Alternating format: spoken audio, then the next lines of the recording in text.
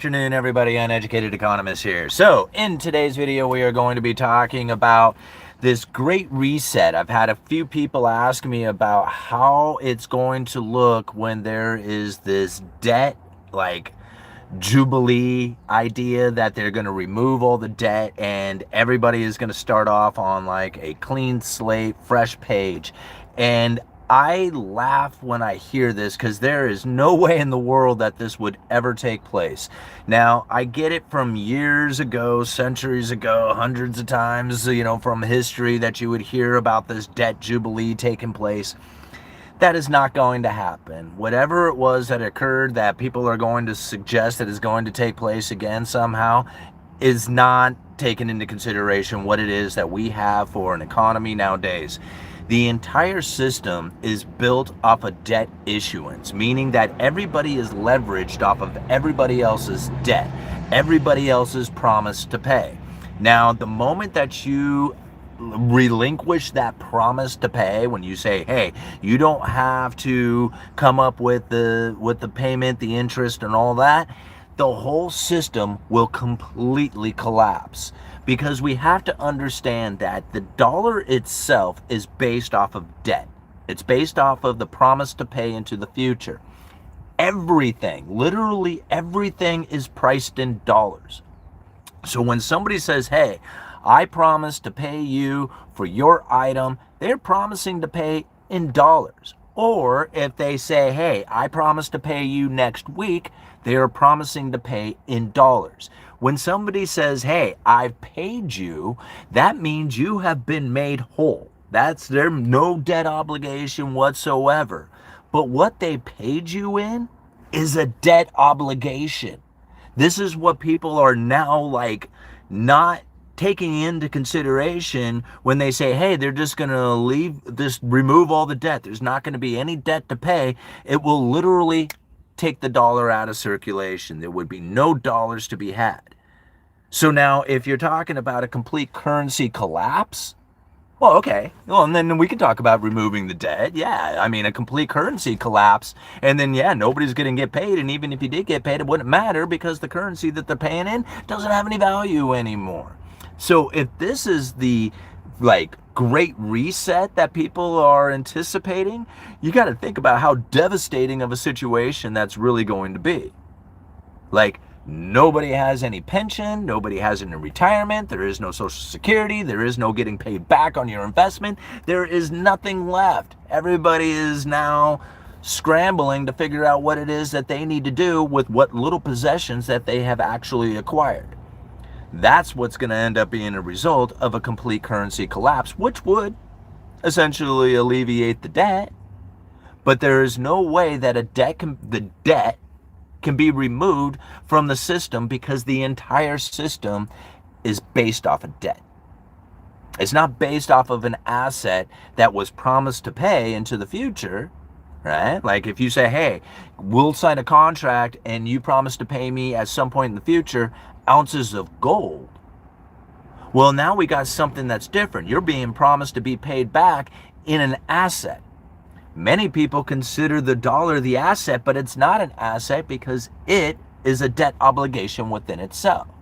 It's the Federal Reserve's liability. You think about it. If you have a liability, what is a liability? Right? You signed a contract for a car, right? You took out a car loan. That contract that you had signed, that loan, that's the liability. It's your liability, right? You need to pay it back. But whoever owns it, that's their asset. So now think about it. The Federal Reserve has liabilities out there, and that liability is what we use as money. Right? It's not money, it's currency. But that's what we are using, is the Federal Reserve's liability. When we sign a contract to pay back, we create an asset that sits on the bank's balance sheet. So our liability is their asset, and apparently our asset is their liability. Understanding it in this fashion is going to give you a lot better idea on what it is that you can do going into the future, not considering that there's going to be some sort of debt jubilee or great reset where everybody starts off on a clean slate again, where all the debt obligations are removed and we all get to start over and say, hey man, we'll do it right this time. It doesn't work like that. If you had a situation in which that existed, it would be completely devastating. The entire economy, the governments, in fact, the world economy would be completely devastated and would not be a good time.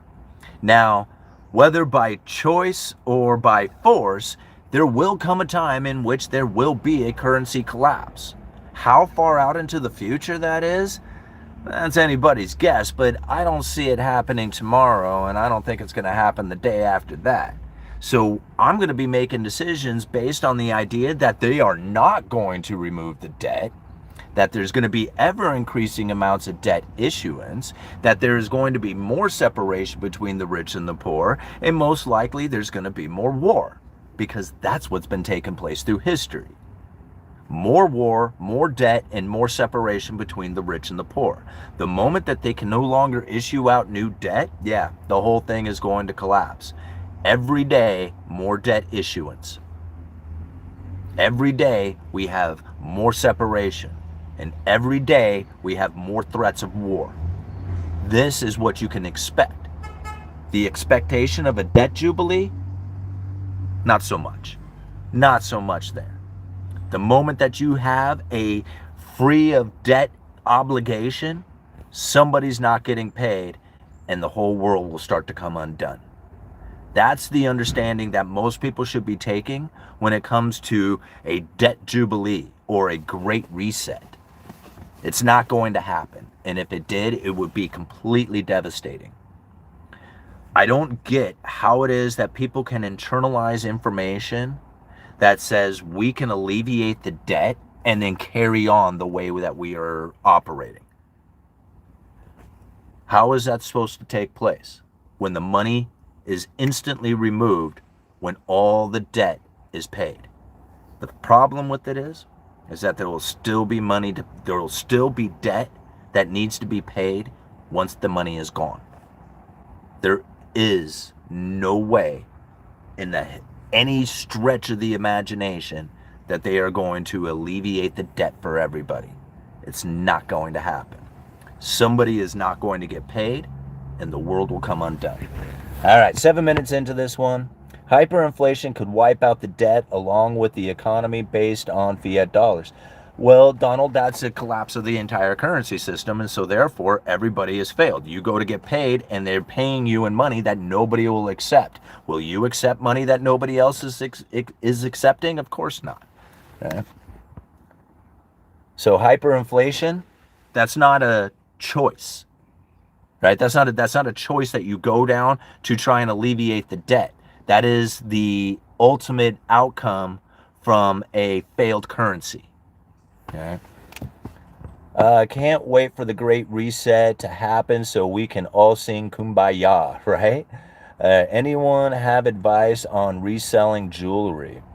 The only time that I ever found that reselling jewelry or trying to get any kind of money out of jewelry was to trade it for something else of similar value. Trying to go down to the jeweler and get money for it, no good, right? You're not going to get money there. And to try and find somebody to give you top dollar for used jewelry, like a piece of jewelry that you have, again, it's very difficult trying to find, individuals. But if you trade it, a lot of times people will put a price tag of a tradable item at the same level, right? It's like, hey, I'll give you cash for that, but then they want a better deal, right? But if it's a tradable item, I mean, hell, like this truck, I mean, I consider it $3,300, but somebody else might consider it $35. Another person might say it's $28.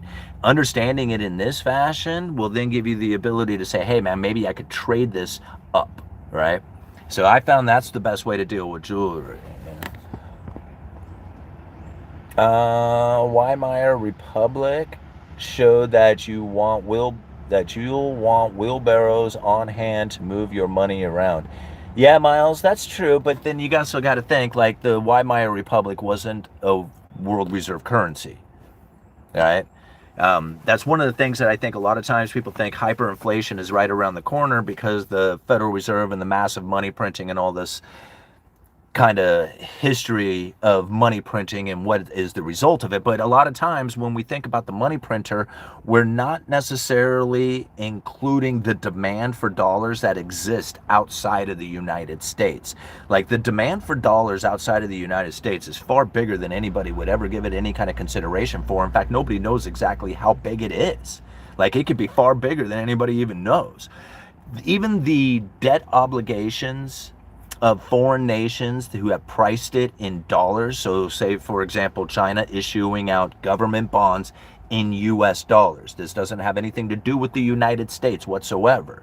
Now, that is something that can be reported and observed, collected with data. But if you and I were to do a contract and say, hey man, I promise to pay you $100 at some point in the future, and I sign that contract and it's just between the two of us, nobody really knows about that. How much of that exists outside of the United States can be anybody's guess. And when that debt comes due, it is going to demand dollars to fill it. I wonder if the Federal Reserve can even print at a pace that is fast enough to cover all that dollar-denominated debt. And if they were to print at a pace that is fast enough, what is it that they are buying? Because the Fed has to buy something, put it on their balance sheet to issue out the liability. Typically, it's U.S. Treasuries. If they were to try and meet the world's demand for money, right, for the dollars to pay off that dollar-denominated debt that exists out there, the Federal Reserve has to buy something to create the liabilities.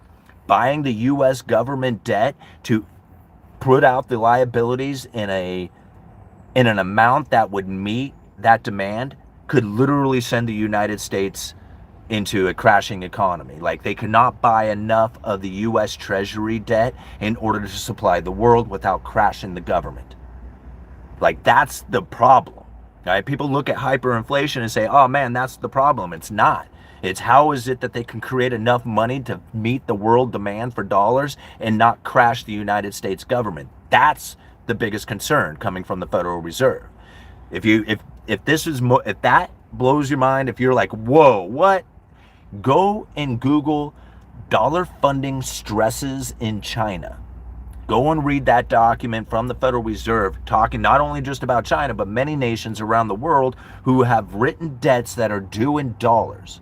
When those debts come due, the demand for dollar goes up, the strength of the dollar goes up, the problems in the United States starts to increase, the Federal Reserve has to print up money. It can be a very nightmare scenario for many politicians, the central banking system, all the rich people out there trying to figure out how it is that they provide that much liabilities to meet the world demand. That's the scariest part. All righty, what time? We got Brody up in here. Have they commented on how they plan to stay well away from the lower bound going forward?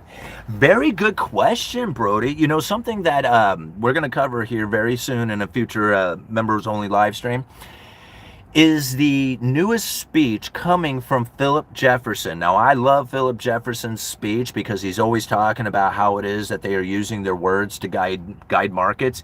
He actually addresses how the new statement removes the lower bound language. Like they are no longer worried about the lower bound, which I think is very interesting for the Federal Reserve strategy, because since the great financial crisis, that has been the biggest issue, was the lower bound. But now they have elevated interest rates, elevated inflation expectations, and this has given the Federal Reserve their ammunition back, and they are no longer worried about the lower bound. The lower bound is when the Fed takes interest rates to zero and they can't go any further down. That's the lower bound, is essentially zero interest rates. They were suffering the consequences of that after the great financial crisis, and they were desperately trying to figure out a way to get the inflation rate up so that they could get their Fed funds rate off the lower bound to zero. This is something that we tried to share extensively on this channel since COVID.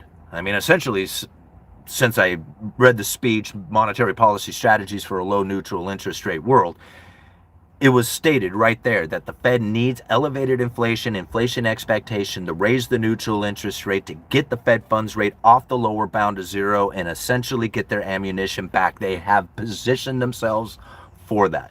They are no longer concerned about the lower bound of zero. Now, give it time.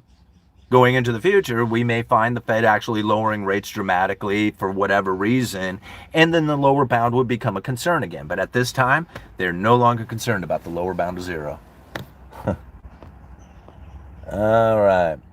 Simply incredible, Simon. You are spot on. Well, thank you, Edgar. I really appreciate the comment. And, you know, we got 231 people watching right now with 48 likes. Everybody go out there, hit that like button. I got a few more minutes left out here, and we'll get the algorithm to send this video around for more people to join in. Actually, sports make money at least. Yeah, they advertising sports, right? I mean, sport doesn't really provide any kind of money outside of the attention that it gets. So here's the funny thing. If you got attention and information, you can make money, right? So the attention is the game, right? The information is essentially the plays that are being done, right? Attention and information, and now you can get advertisers in there. You can do all kinds of things to try, you know, spectator tickets, all kinds of stuff to start making money. Attention and information, no matter what it is out there in the world, if you got attention and information, you can make money with that. And you don't really need to produce anything. Hey, thank you very much, Infamous NYC, for the $10. More debt being rolled out by the Fed, while more debt overseas being created. Countries selling treasuries, causing dollar to fall.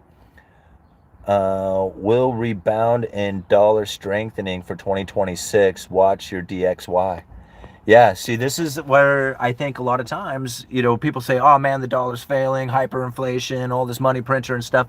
And I'm thinking, I don't think it's enough.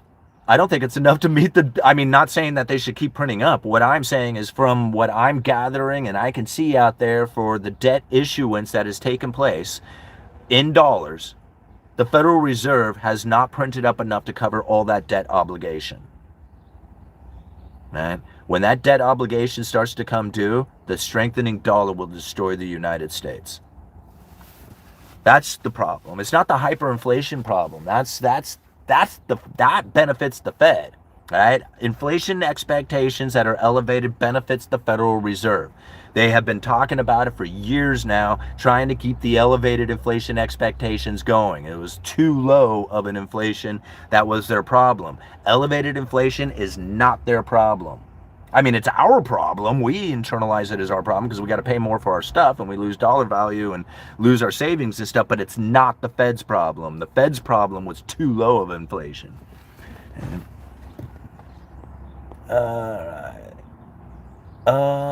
All 220 people in here don't have anything to say about gold and silver today. Haha, sheeple. No, we covered that one yesterday, bro. So you're a little late to the game. I mean, that's yesterday. We talked about that. So if you missed yesterday's video and you're feeling like people are missing out today, maybe you should be there yesterday. Go check out yesterday's video and then you'll be on board, right? Sheeple. All right. Print the money and give it to the poor. Deplorable, what will happen? What will happen? You print up money, you give it to the poor. You will find the poor will then take that money, not conduct themselves appropriately, whatever that's supposed to mean. They will not put that money towards their investment. They will not pay it towards debt. They will not do something like start a business. Instead, they will blow it on a good time, and that money will go directly to the top, and you will find ever increasing amounts of inequality. Terrible idea. Sorry to push back against you, deplorable. Terrible idea. All right. That is my point. What, to cause more inequality? Like, I mean, yeah, go ahead. Like, actually, I'm positioned in such a way that I feel that if you printed up a bunch of money and gave it to the poor, not only would I come very close to being able to receive it, which I wouldn't, but if I did, right, or if it did happen and that this money was deployed, it will cause a separation between the rich and the poor because asset prices will go up, and hopefully I will have positioned myself in those assets and I will find myself moving up with them. All right. I mean, I'm never going to be, in my opinion, anything like the super wealthy top 1% people out there. I don't have any desire to even be there, but I don't want to be on the bottom side of the wedge. All right. That's how I understand it all-nighter. My state has one professional sport franchise. We need more. The poor will pay their bills. They won't. That's why credit card debt went down to an all-time low when they sent the stimulus checks and they shut down the economy during COVID. Jesus, you're actually misinterpreting that, right? You're misinterpreting it. What they did, right, was take that money, they put it into their savings, they did pay down some debt, but then what happened after that? If you do not have ever increasing amounts of money going into those accounts to continuously pay down those debts, to continuously have elevated savings, then the money gets spent, the credit card transactions go up, the savings accounts get depleted, and now we have ever increasing amounts of separation between the rich and the poor. Credit card debt is now at an all-time high. Savings has dropped dramatically from the COVID era. The exact horribleness that we would expect had taken place. But you can take a little fraction of time. You can say, hey, look at this little blip of time right here and prove that says, hey, man, if you just give the poor a bunch of money, that it'll give them a better situation. Well, yeah, for a minute, you have to do ever increasing amounts of injection to make sure that the savings stay elevated and that hopefully they won't grow accustomed to that ever increasing or ever payment, that UBI payment. Hopefully they don't grow accustomed to that, because if they did, they would start going more into debt, knowing that they would have a payment for it. You can't take a small section of time and say, hey, look, we delivered a bunch of money to these people and look what they did with it. Wasn't it awesome? They increased their savings and they paid down their debt. Wasn't that a great idea?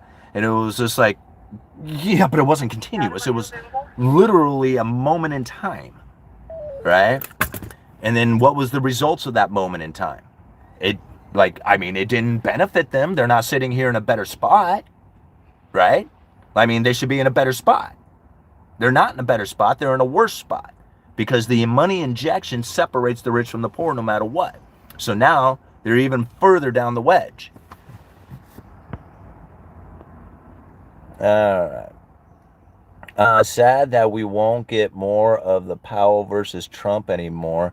It was exciting. They probably the best of pals. Oh, they definitely are, Buffalo. I mean, you notice that all of a sudden too late Powell rhetoric is gone. Like they cut a 25 basis points. That's hardly anything at all. Crickets. Right? No need to push that credible threat anymore. Right? I mean, couldn't fire Lisa, can't fire Powell, can't fire. Trump, poor Trump, he never gets anything. He never gets anything he wants. You notice that?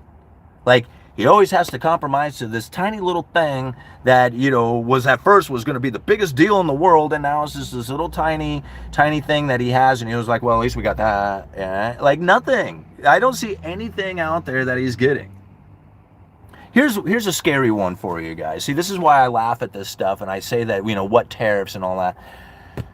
Think about this for just a minute, right? We got the possibility of the Supreme Court of the United States saying that these tariffs are illegal, and that the corporations that the government would have to pay back all these corporations all that tariff money because they were deemed illegal. Now, if the tariff money gets deployed to farmers to support all these soybean farmers because China's giving them the finger and saying, now we don't want your soybeans, and now the government is saying, well, maybe we'll take this tariff money and hand it to the farmers, only to have to pay the tariff money back. Who's going to pay that? Taxpayers? Or are the farmers going to give it back? Like, where does that money come from? I know that's a huge what if, but everything that we're leading down seems to tell me that that's the sort of situation that's going to take place. Okay? I mean, that's what I'm seeing. I don't know what everybody else is saying. They fall for the credible threats. I don't know how many people sent me emails and comments and all this other stuff trying to tell me that Lisa Cook was fired from the Federal Reserve. And I'm thinking, she voted. She's over there working. She's making it happen right now. She didn't get fired. Right? Now, will she get fired at some point in the future after the oral presentation of the arguments and the evidence? Maybe. But that's already done down the road, right? It's, the problems have already been created. All right, my NYC, infamous NYC. Thank you so much for the $10 again. My boomer parents recently leased a new Lexus, SUV, and asked the saleswoman, "Are you seeing less customers or less sales?" She said, "No, they're seeing more or about the same. Young people live poor." Yeah, 159,000 subs is not making money. Whatever. Um, you're just a desperate commercial. Get a clue. No one's buying. Huh. Interesting. Desperate commercial. What is it that I'm selling? That's an interesting one. You're a commercial, and I'm thinking, okay, so what is it that I'm selling you? I mean, outside of some entertainment here on YouTube, what is it that you can possibly buy? There's a hoodie. There's a link down in the description to Teespring. Go buy some hoodies. Yeah, go buy hoodies and T-shirts and stickers and stuff. That's what I have to sell. Here, there's this Cantillon essay. You can buy that off of Amazon. There's an affiliate link. I get a little tiny commission off of it. It's like, I don't know, a few pennies or something like that. Go buy the Cantillon essay, right? This is what I have to sell. I don't have anything to sell. I don't know why you would think this is a commercial. Yeah. All right. Comments making money. That's right. It is not a commercial. Hang on. You think this is entertainment? Hey, I try to be somewhat entertaining. That's what I got, right? Like, all this information is for free. You can go do the research yourself. Right? But I like doing the research. I like reading through those speeches. I like pinpointing out the credible threat theory and everything that I'm finding taking place within monetary policy and sharing it from a working class point of view. I find that fun. I think it's fun, right? And by sharing that information with you, I'd hope to think that I'm somewhat entertaining by it and useful. Between all that, I make a little bit of money, right? It's pretty cool. All right, Troy, thank you so much for the $20, man. You guys are awesome loading me up with the super chats today. We got no time left. Got to go back to work. You guys are awesome. Thank you for being here. Really, reality is fascinating these days. It is. Simon, the way you break this down is so well. Do you think that the people who speak on this at the national level purposefully convolute the info? Absolutely they do. They absolutely do it on purpose. And now, I always question why they did that. Like, why do they do it in such fashions? They don't come right out and clearly state things. In fact, Alan Greenspan took pride in the idea that he was incredibly confusing when he made a statement, right? They do that on purpose. And now, something interesting is that once you learn the language, once you see it, and you're able to understand how it is that they are using these words, because it's not like they're using words that you don't know the definitions to. Like, you understand the words, you understand the definitions of them, but the way that they use them makes it very difficult to understand what it is that they are putting behind the meaning of them. Once you recognize it, once you see it, it becomes very clear. It's like speaking a whole new language. Something that I found is that as I started learning this and I started speaking in describing the monetary policy, the economy from the central banking point of view kind of thing, I started realizing I started communicating and talking like they do. And people were like, man, I just don't understand what you were saying. And I thought to myself, man, I have now picked up the language and am now speaking in a way that now has people confused about what it is that's happening. Recognizing that and trying to deliver the message to make it easier for people to understand is really the uniqueness that I tried to bring to this channel, to try and share and show how it is that they are using their communications to guide markets. And once you see it, once you learn it, then it becomes a lot easier to deal with. So are they doing it on purpose? Absolutely. They are absolutely doing it on purpose. They communicate in a way that really only the other central bankers are going to hear and be able to retain. Once you get that language, now you can speak their language and you hear what they are saying. Yeah.